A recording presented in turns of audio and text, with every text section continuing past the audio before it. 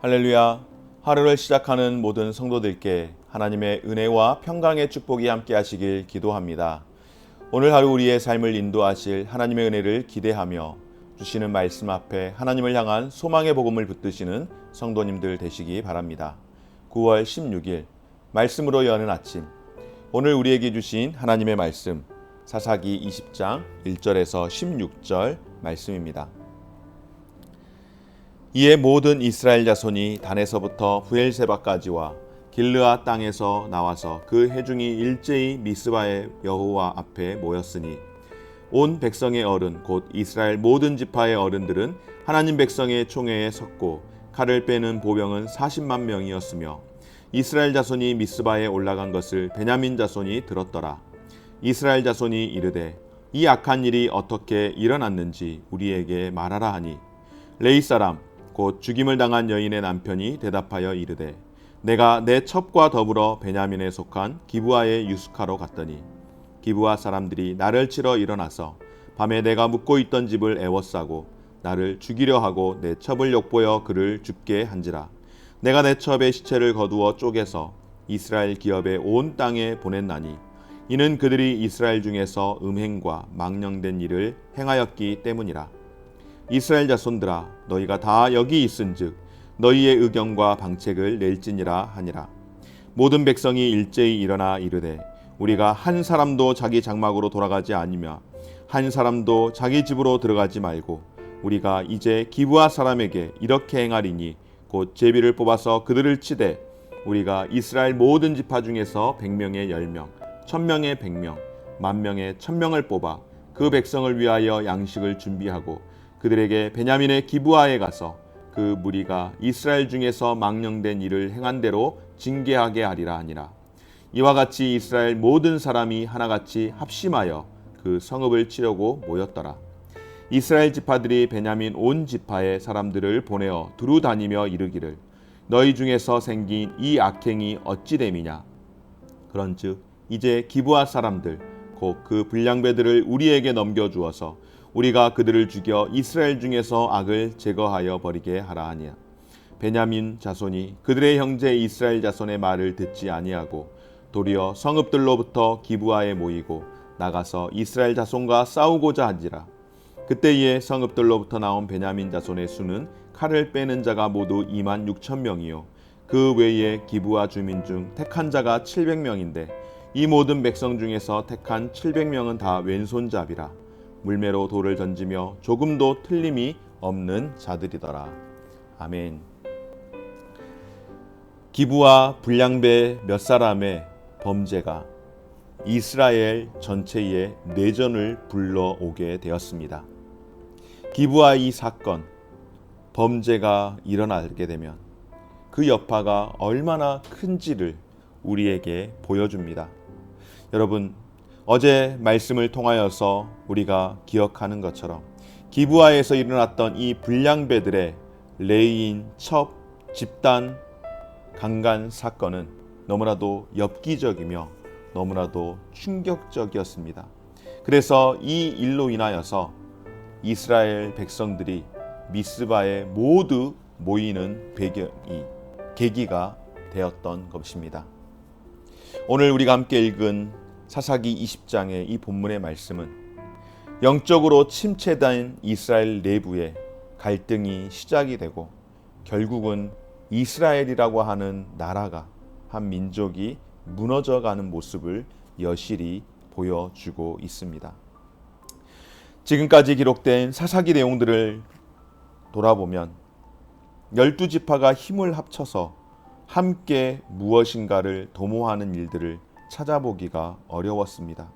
하지만 오늘 이 기브아 범죄 사건으로 인하여서 이스라엘이 단에서부터 브엘세바까지, 즉 이스라엘 최북단인 단에서부터 최남단인 브엘세바에 이르는 그 모든 지파 사람들 무려 40만 명이 모였습니다. 하지만 이스라엘의 불경건과 이 죄는 연합을 무너뜨리는 요소가 됩니다. 우선 이 레위인, 원인 제공을 사실상 했다고 봐도 무방할 만한 이 레위인 사람, 백성들 앞에서 자기가 당한 일을 구구절절히 설명을 합니다. 말씀을 계속해서 읽으면서 제 마음에 불편함이 있었던 것은, 부끄러움이 있었던 것은 사실상 백성 앞에서 자신이 당한 일을 설명을 하지만은 자신의 정작 불경건함에 대해서, 자신의 죄에 대해서는 단 이런 방구하지를 않습니다. 오직 자기만 피해를 받았다는 사실을 강조합니다. 가정에서 아이들을 키울 때에 서로 다투면 무슨 일로 인하여서 이렇게 다투었느냐라고 할 때에 철없는 아이들이 자신의 잘못보다는 상대의 잘못을 계속해서 지적을 합니다. 그리고 본인은 억울하다라고 하는 것을 피력을 하는 것이죠. 마치 이 레위인 사람은 그렇게 이야기를 하는 것 같습니다. 자신이 첩을 두었다라고 하는 사실이 벌써 문제가 되고, 또한 기브아 사람들이 그렇게 자신의 첩에게 했을 때에 본인은 그 어떠한 대응도 하지 않았습니다. 본인의 그 비겁한 대응에 대해서, 그리고 사람의 시신을 훼손하는 이런 악을 행했음에도 불구하고 오히려 이스라엘 중에서 기브아 사람들이 이렇게 음행과 망령된 일을 행했다라고 고발만 할 뿐입니다. 물론 기브아 사람들이 악한 것은 사실입니다. 그러나 여러분, 이 레위인의 불경건함이 이 비극의 씨앗이 되었다라고 하는 것은 우리가 반드시 기억을 해야 할 필요가 있지 않겠습니까? 사실 기브아 사람들이 이 레위인 첩에게 했던 이 행위는 앞서 말씀을 드렸던 것처럼 소돔에서 일어났던 악행과 똑같습니다. 가나안 족속들의 죄악을 심판했던 이스라엘 사람들이 기브아 사람들을 심판하는 것은 마땅한 일일지도 모릅니다. 미스바에 모인 사람들을 흩어지지 않고 백성의 10%의 군대를 차출하여서 기브아를 치기로 결의하고 그 결의대로 모든 사람이 합심하여 기브아로 진격을 하는 것을 봅니다. 사랑하는 여러분, 베냐민 사람들의 모습을 한번 볼까요? 베냐민 사람들에게 이스라엘 전체가 이야기하기를 그 불량자들을, 그 불량배들을 우리에게 보내라. 그래야면은 그들을 심판하고 이 일을 승리하겠다라고, 사건을 마무리하겠다라고 이야기할 때에 베냐민 사람들의 이 태도 역시 만만치 않습니다. 물론 팔은 안으로 굽기 마련이죠. 팔은 안으로 굽기 때문에 그랬는지는 모르겠지만은 베냐민 지파 사람들은 불량배를 넘기라는 이스라엘의 요구를 거절을 합니다. 그리고 결국 이들의 전쟁이 이제 시작이 되어지는데, 베냐민 지파 사람들, 자신의 기브아 동족 사람들이, 불량배들이 잘못했다라는 것을 분명 알고 있습니다.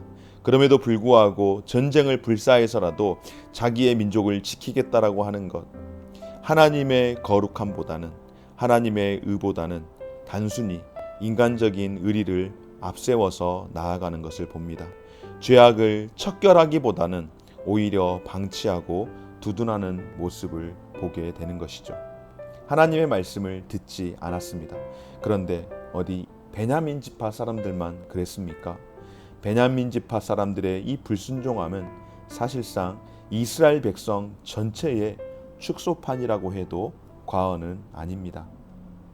결국 이스라엘 사람들은 베냐민의 온 지파를 다니면서 이제 전쟁을 일으키는 그런 일들을 보게 되어지는데, 하나님 앞에서 순종하지 않는 이스라엘 전체 백성이나 또한 불량배들을 내어주지 않는 베냐민 지파 사람들, 크게 다르지 않습니다.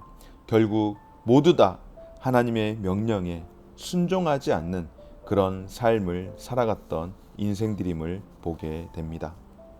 사랑하는 여러분, 하나님의 백성이 타락을 하게 되면 얼마만큼 이렇게 심각하게 문제가 생기는지를 보여주는 말씀입니다. 베냐민 지파는 기브아의 이 범죄자들을 보호하기로 결심함으로써 이 요청을 거절함으로써 결국 이스라엘 공동체 내에서 균열을 만들어내고 맙니다.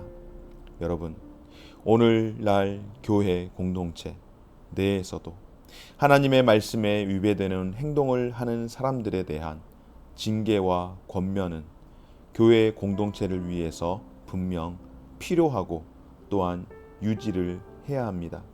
왜냐하면 하나님의 백성이 타락을 하게 되면 세상에서 영적 전투를 감당하는 것이 아니라 오히려 내부 사람들과 싸움을 더 크게 벌이기 때문에 그렇습니다.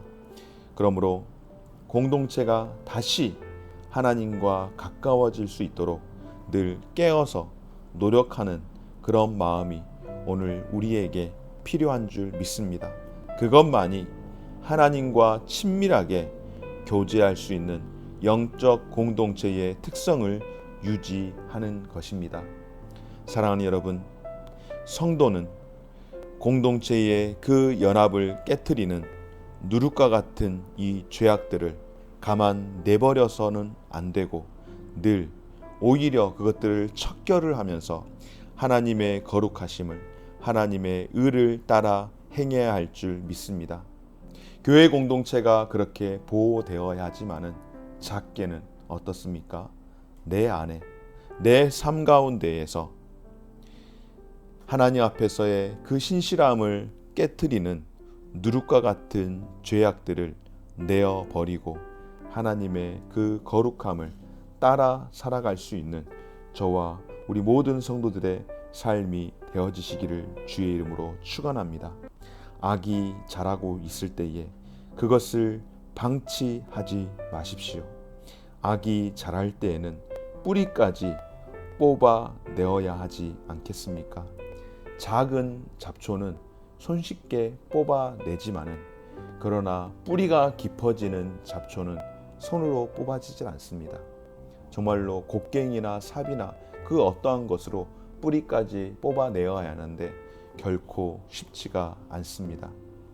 오늘 다시 한번 우리의 삶 가운데에 지파별 이기주의가 공동체를 파멸시킨다라고 하는 것을 기억하고 서로가 서로를 세우는 일 가운데에 앞장설 수 있는 저와 우리 모든 성도님들 되어지시기를 바라며 무엇보다도 우리 개인의 삶이 하나님 앞에서 누룩과 같은 죄를 내버리고 하나님의 의를 따라서 하나님의 거룩하심을 따라서 살아갈 수 있는 우리 모든 성도님들 되어지시기를 주의 이름으로 축원합니다.